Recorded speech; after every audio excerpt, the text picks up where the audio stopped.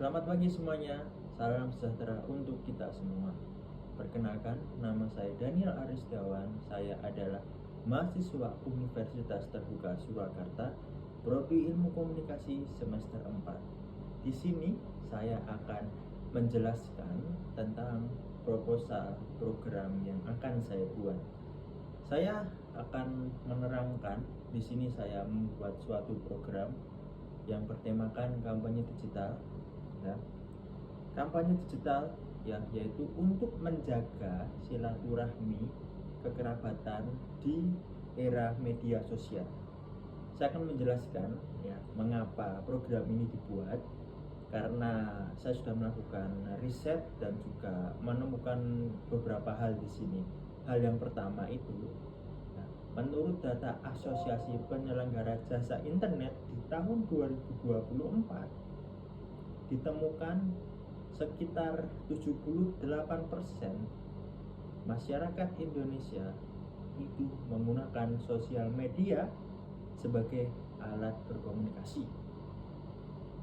60%-nya ada seseorang atau masyarakat lansia yang kurang relevan atau tidak bisa cara menggunakan media sosial dengan baik dan benar. Selanjutnya, itu ada masalah literasi digital di sini, di mana literasi digital ini penting dipahami. Oke, akan saya lanjutkan. Literasi digital ini penting dipahami karena dari 78% keluarga di Indonesia itu sekitar 30%-nya tidak memahami literasi digital dengan baik dan benar. Nah, makanya saya membuat program ini. Selanjutnya, dari 78% itu dengan tidak memahaminya literasi digital dengan baik dan benar, masyarakat tersebut tidak bisa menggunakan media sosial dengan baik, bijak, dan bertanggung jawab. Perlu digarisbawahi di sini. Maka dari itu saya akan membuat program kampanye tersebut. Itu. Terus masuk ke analisis situasinya. Untuk analisisnya saya sudah melakukan beberapa analisis dengan tim, yaitu kekuatannya itu ada sekitar 78% masyarakat Indonesia itu sudah bisa mengakses internet, di mana dominan mereka menggunakan sosial media seperti Instagram, TikTok, dan WhatsApp. Sisanya tidak bisa mengakses internet karena keterbatasan alat komunikasi. Oke, selanjutnya kami menargetkan ibu-ibu dan juga keluarga urban. Jadi keluarga urban di sini adalah didominasi oleh ibu-ibu rumah tangga yang bertempat tinggal di daerah kota besar seperti Jakarta, Bandung, Surabaya, Semarang, dan lain-lain.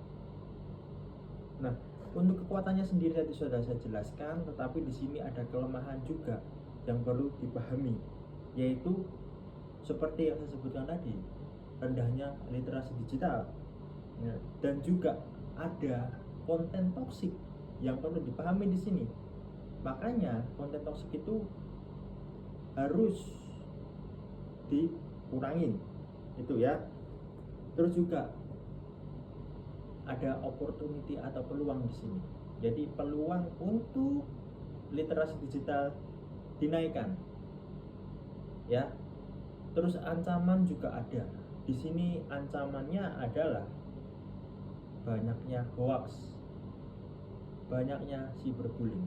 Nah, ini perlu dipahami dan kita akan berusaha untuk memperbaiki hal tersebut juga.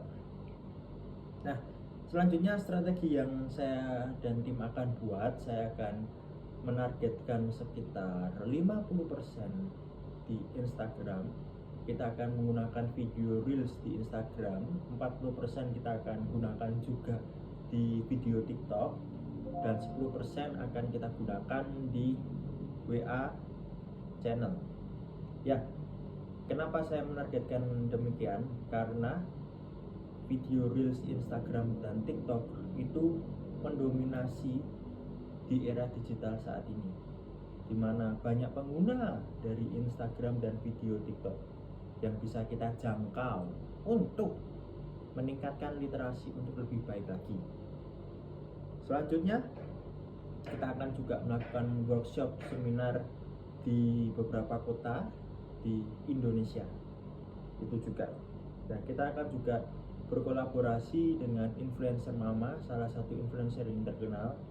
Ya, kita sudah melakukan komunikasi dan kita sudah melakukan koordinasi juga, dan alhasil beliau mau dimintai bantuan dengan sukarela itu. Nah, kemudian kita akan menjelaskan tentang rencana dan aksi. Ya, jadi di rencana tersebut saya sebagai project manager, saya Daniel Aristiawan sebagai project manager. Ya, ada teman saya Yudi Paksi sebagai content talent, ada juga Agus Sahyadi sebagai social media spesialis, ada juga Kristianingsih Putri sebagai evaluator. Nah, kami di sini ada beberapa tim. Nah, tim inti kami ada 4, sisanya ada beberapa tim yang akan kita ajak bergabung. Dan kami juga akan menjelaskan deadline kami dalam melaksanakan program ini, di mana bulan pertama kita akan melakukan riset konten dengan melakukan trend analisis, di mana kebutuhan konten apa yang akan kita buat. Selanjutnya kita akan melakukan event dan kita akan menggunakan AdSense sebagai penunjang supaya kontennya akan lebih banyak untuk dibaca, dilihat, dan berinteraksi di situ. Terus kita juga akan di bulan ketiga kita akan melakukan workshop dan webinar seperti yang saya jelaskan tadi.